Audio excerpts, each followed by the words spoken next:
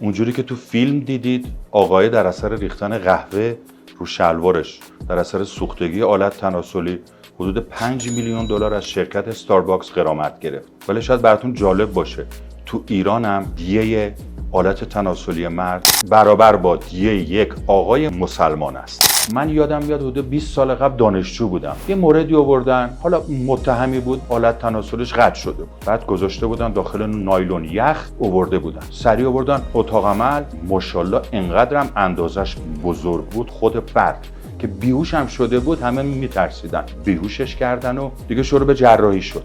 طبق قانون ایران ایشون چون حکمش هم به حکم اعدام بود باید کاملا سالم اعدام میشد، یعنی قطع آلت تناسلیش این ایراد بود، مانع اعدامش میشد.